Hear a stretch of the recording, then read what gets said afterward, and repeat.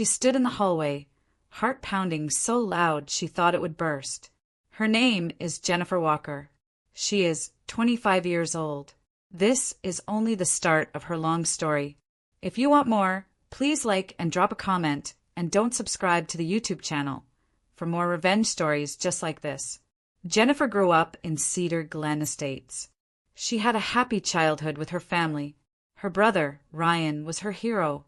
They built pillow forts together. They raced bikes down winding lanes. They told secrets under the stars. When Jennifer turned 18, she moved to the city to study art. She dreamed of painting big murals and helping people smile. But she never forgot her brother back home. Ryan stayed in Cedar Glen, working at the local repair shop. He loved fixing cars.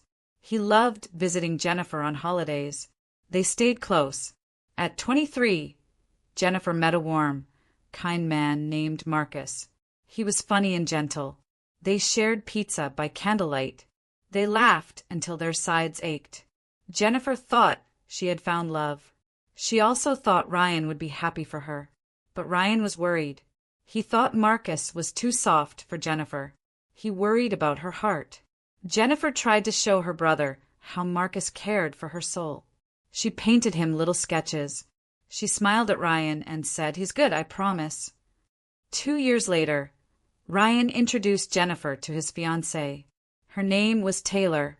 Taylor had bright blue eyes and a perfect smile. She wore high heels and designer dresses. Jennifer felt small next to her, but she offered a hand in friendship. She said, "I'm glad you're happy, Ryan." Taylor said, "Nice to meet you," but never smiled. Jennifer tried to talk to her both at family dinners and at holiday parties.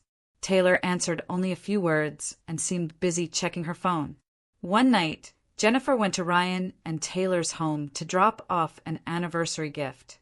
She carried a small box wrapped in pale pink paper. She walked up the path.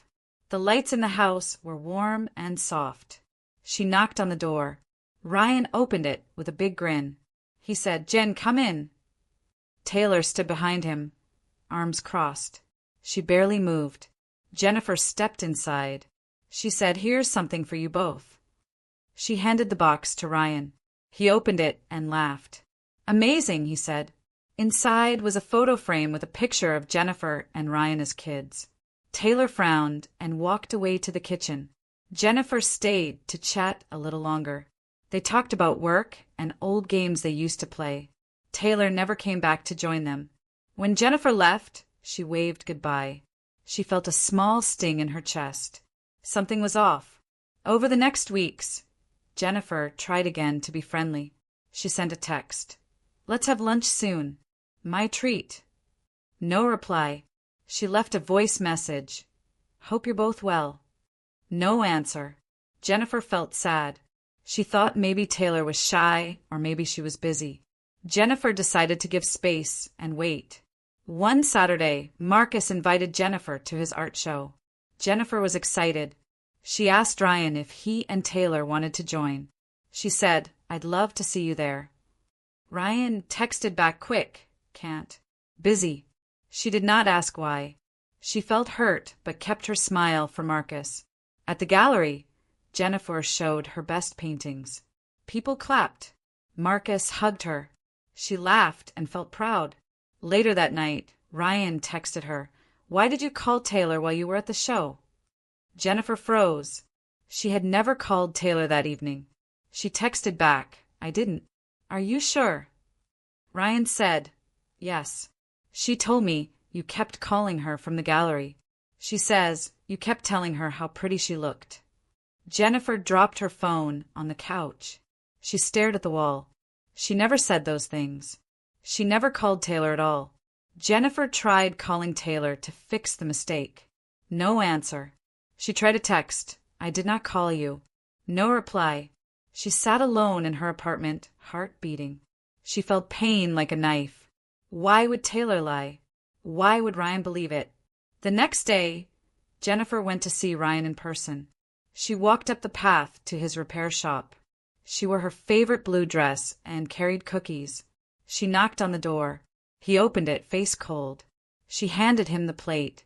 He didn't smile. He said, "Jen, let's talk."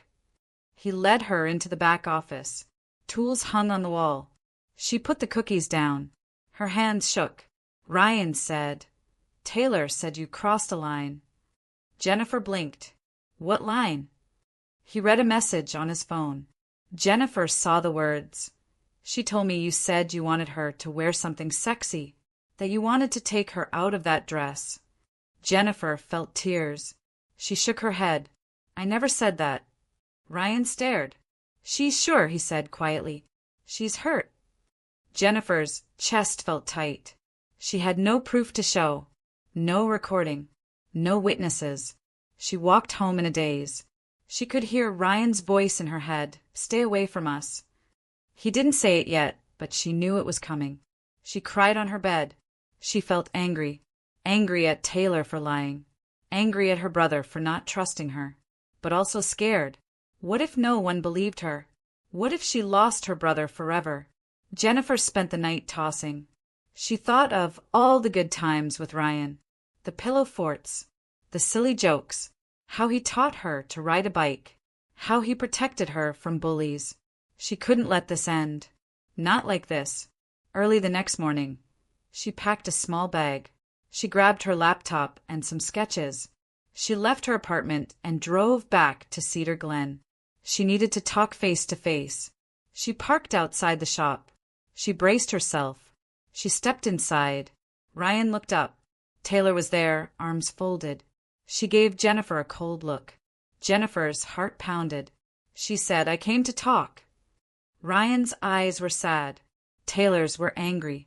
Jennifer took a breath. She said, "Why did you lie?"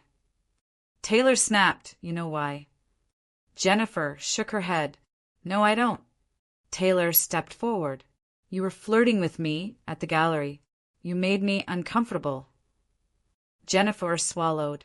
"I wasn't." Taylor's voice broke. "You didn't deny it." Jennifer felt tears sting. "Because I was in shock." Ryan stood. His face was hard. Jennifer felt a wave of dread. He pointed at her. "Stay away from us," he said. Jennifer's breath caught. The words pounded in her ears. She tried to speak, but no sound came. She stared at him, hope flickering in her chest. Maybe he would rethink. Maybe. But his face did not change. He repeated, "Stay away from us." Jennifer felt her world crack. She took a step back. Her hands shook. Taylor's eyes flashed with victory. Jennifer's heart ached. In that moment, Jennifer knew the real fight had begun. And then silence filled the room. Jennifer stood frozen when Ryan's cold words cut through the shop's quiet air. "Stay away from us." Her heart felt heavy, like a stone had dropped into her chest. For a long moment, no one moved. Then she turned and walked out without looking back. That afternoon, Jennifer sat on the curb outside Cedar Glen Estate's little coffee stand. She hugged her knees, tears rolling down her cheeks. The sun was warm, but she felt nothing. She thought of all the times she'd laughed with Ryan, the secret handshakes and inside jokes. Now they were gone because of one big lie. A kind barista named Luis noticed her crying. He handed her a warm chocolate muffin and a small paper cup of hot chocolate. "On the house," he said quietly. Jennifer sniffed and managed a small smile. "Thank you," she whispered. Luis didn't ask questions. He just nodded and walked away. Jennifer took a bite. The muffin was sweet and soft. She closed her eyes and let herself feel calmer. She decided she needed a plan. She couldn't let Taylor's lie destroy her life. So she got up, wiped her eyes, and walked to her car. First, Jennifer called her best friend, Allison. Allison answered on the first ring.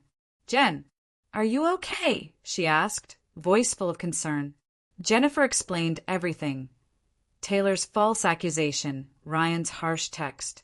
Allison listened, then said, "You can't let them get away with this. We'll find proof." Jennifer felt hope flicker inside her. "Thank you," she said.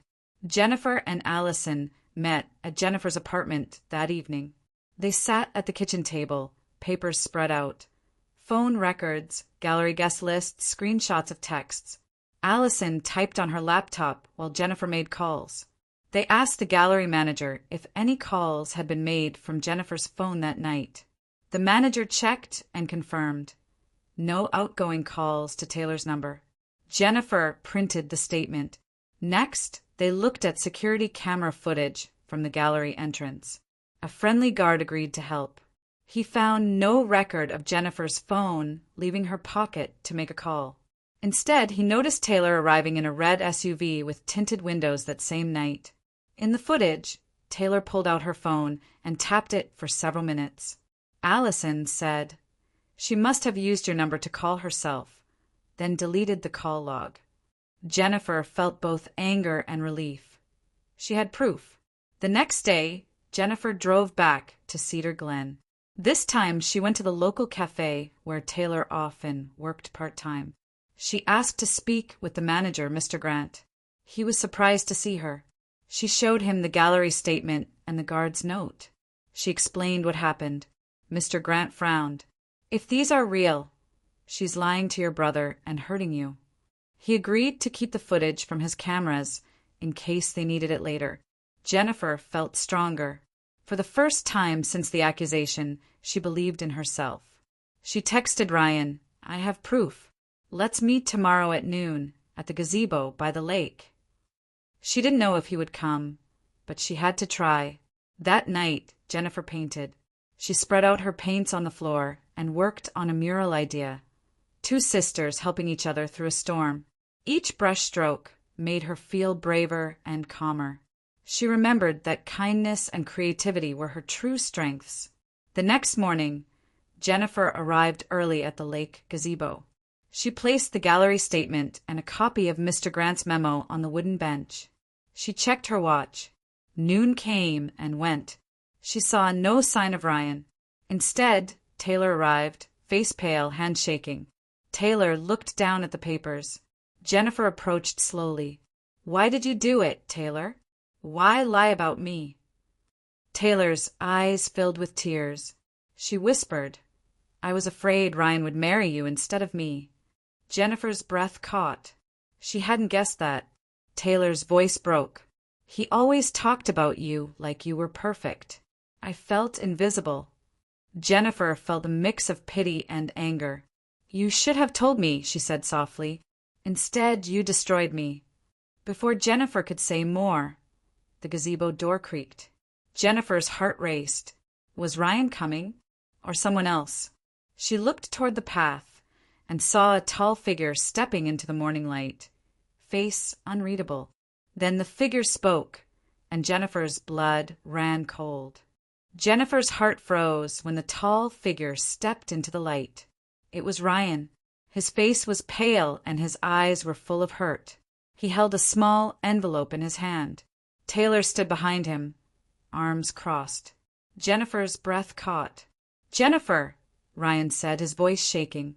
"How could you do this to me?" Jennifer felt tears well up. Ryan held up the envelope. He opened it and pulled out a photo. It was a picture of Jennifer and Marcus at the art gallery, laughing and close together.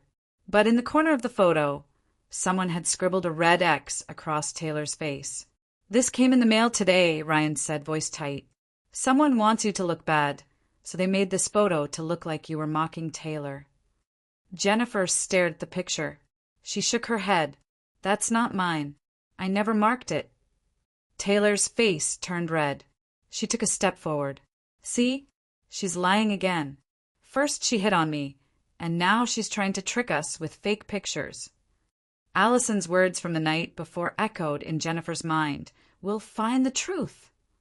Jennifer put her hand on her heart. "Ryan, look at my phone records. Look at the gallery's call logs. Look at Mr. Grant's security footage. None of it has my fingerprints." Ryan closed his eyes and sighed. Jennifer felt a wave of hope. "Show me again," he said quietly. Jennifer pulled her phone from her pocket. She opened the Notes app and scrolled to the screenshots. She handed it to Ryan. Taylor looked over his shoulder and her lips trembled. Ryan tapped through the images. He nodded slowly. He looked up at Jennifer, and for a moment his eyes softened. "I'm sorry," he said, voice low. I should have trusted you." Jennifer's heart swelled. She stepped forward, ready to hug him. But Taylor grabbed Ryan's arm. Her eyes blazed. "Don't you dare," she spat. Jennifer's shoulders tightened. "What is going on, Taylor?" Taylor's voice cracked. "You think this is all about lies? What about the night you left me locked out of my own home? You never asked what happened to me that evening." Jennifer's brow furrowed. She had no idea what Taylor was talking about. "That was last month," Taylor continued, "when you said you'd pick me up for Ryan's birthday dinner. You never showed. You said you were too busy painting." Jennifer's mind raced. She remembered she had been at her studio until late that night, teaching a free art class for kids. She had texted Ryan a photo of her students holding their paintings, but she hadn't thought to send that to Taylor. She stammered, I'm so sorry. I didn't mean to hurt you." Taylor's face twisted. "You never meant to. You never cared." She turned on her heel and stormed away from the gazebo, slamming her hand on the wooden railing. Jennifer watched Taylor's red SUV by the path. Taylor climbed in and drove off, tires kicking up dust. Ryan stood beside Jennifer, staring at the empty path. "I do care," Jennifer said softly. "I care about both of you." Ryan closed his eyes and ran a hand through his hair. "I know," he said, "but this mess has gone too far." Jennifer felt tears slip down her cheeks. She thought of all the years she and Ryan had spent together. She couldn't lose him now. She reached out and took his hand. "Let's fix this," she whispered. Ryan nodded and guided her back to the bench. Together, they gathered the gallery statement, the security guard's note, and Mr. Grant's memo. Ryan folded them carefully. "We'll show these to Taylor when she's ready," he said. "I'll go home and think." Jennifer watched him leave, her heart heavy but full of hope. She sat alone by the lake, the papers resting in her lap. The water rippled in the afternoon sun. She breathed in the scent of pine and fresh grass. After a while, she heard footsteps. Allison appeared, carrying 2 cups of coffee. She sat beside Jennifer and handed her a cup. "How did it go?" Jennifer sighed. "It's complicated, but Ryan saw the proof. I think he believes me." Allison smiled. "That's a start." They sipped coffee in silence. Jennifer closed her eyes and let the warmth spread through her. She felt tired but determined. She would not give up on her family. Just then, a gentle breeze blew across the lake. A flock of birds took flight, white wings flashing in the sky. Jennifer watched them soar and felt her spirits lift. For a moment, everything was calm. But as she turned back toward the gazebo, she saw something that froze her blood. The bench where Ryan had sat was broken. The wood was splintered, as if someone had hit it hard. A long crack ran through the seat, and 2 nails stuck out at odd angles. Jennifer jumped to her feet. She bent down and touched the splintered wood. It was fresh. Then she saw footprints in the dirt. Heavy boots, too large for anyone she knew. They led into the woods beyond the lake. Her heart pounded. Who had done this? Why smash the bench? Allison grabbed her arm. "Jen, what is it?" Jennifer shook her head. "I don't know, but I think someone wants to scare us." Allison's eyes widened. "Should we call the police?" Before Jennifer could answer, a deafening crack sounded behind them, like a tree branch snapping. The sound echoed through the woods, close and threatening. Jennifer turned, blood racing. In the woods, she saw a dark shape moving between the trees. A long metal glint caught the sunlight, something sharp raised high. She let out a scream, and then everything went black.